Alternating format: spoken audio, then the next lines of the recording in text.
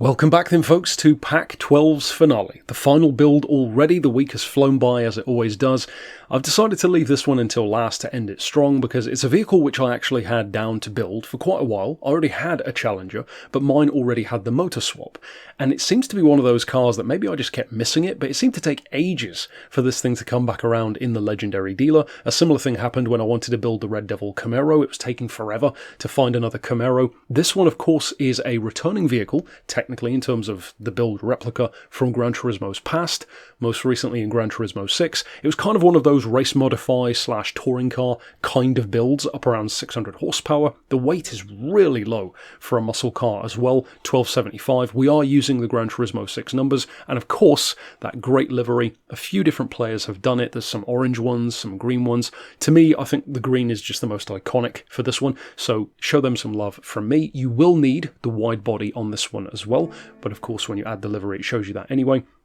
As far as the actual build, it's quite a simple one because it's not too crazy in terms of power. 600 horsepower is good, but you know, you can get a lot more than that out of a lot of American cars. The weight is definitely the biggest difference, and of course, racing components in general are quite a step up. Let's put it that way when it comes to a muscle car. As I often say, I mean, you sort out the body wallowing, the weight, and put some longer gears on it, you can pretty much make any muscle car infinitely better straight away. So this one even more so. You want your stage 1 weight. I'll just double check on the Ultimates. No, we don't have the stage 5, just to check. So your stage 1 weight, you've got the Comfort Softs anyway, in terms of tyres. For the Club Sports, we've got the high lift cams. I'll just double check again. No, we don't.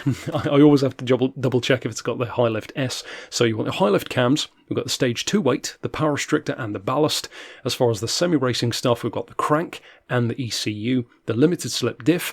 I've actually gone for the fully customised manual box. You might want to go for the full race transmission, which will probably be a little bit quicker again, but I wanted it to have that more chunky, you know, proper muscle car feel to it, while still being quicker and more versatile. Plus you get a slight point advantage with the manual one. We've got the stage 3 weight, no body rigidity improvement on this one. It does lower the point slightly.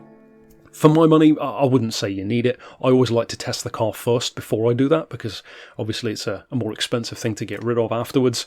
I can't even recall if you can remove it, to be honest. I think if you maybe refresh the body or whatever it does. So I tend to prefer not to fit it if I don't have to. The polish ports are there, the engine balance tuning, the filter, the silencer, the manifold, of course the pads and the discs. As always, you can go for whatever discs you want in terms of slotted, drill, ceramics, you know, whatever you want. For the clutch and flywheel, those are race spec. Likewise with the transmission. There's the other, or with the suspension I should say, with the transmission, you've got the choice there if you want it. Racing hards are what I've gone for. For the extreme stuff, the steering angle adapter, of course, for that extra turn-in on corners. And for the ultimate section, the titanium rods and pistons. You could, I guess, go for the carbon prop. It does slightly improve your point level, so I'll leave it up to you.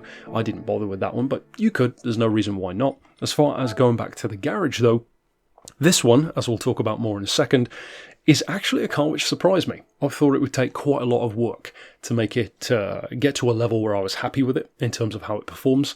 It actually didn't. It's quite straightforward. So as far as the suspension, first of all, we've got the ride height on 90mm, so very low but not quite bottoming out. 4 on anti-roll, 1340 for the dampers, 2.65 for the springs, less camber than you'd probably expect, 2 degrees. As far as toe, 0.10 out on the front, 0.30 in on the rear. As far as the diff, again, nothing really special. 10, 30 and 20 is quite a basic approach. As far as the transmission, 320 is what I've gone for. Obviously, it's only a 5-speed, so that gives you about, 205, 210-ish miles an hour top end. That's more than enough for most tracks, I think, but you could change that if you need to. We've got no ballast, no power adjustment. Some people do ask, why do you buy it if you're not actually going to use it? Well, simply put, I buy it because if you were to enter, for example, a lobby or wherever, or you're in, a career mode event, let's say, and you need to reduce the power or add some weight to allow the car to enter, it just saves a bit of time. For the sake of a couple of 100 credits, you don't have to go all the way back out to the menu again. So it just comes in handy, in other words. As far as the downforce, you can adjust that, which is a nice change for a classic. So we've got the maximum, because I'm going more so for grip than straight line performance. And over here, of course, you can see everything we've fitted. And even with all of that, with racing tyres as well, it's actually not bad on points. 675. If you look at that, that's actually a pretty strong spec sheet. 600 horsepower, 1275 kilos, with racing tyres, and it's still not even close to 700 points. I mean, this could definitely be a cash cow if you wanted it to be. It probably uses more fuel than some others, I would imagine, but you could definitely give it even more power.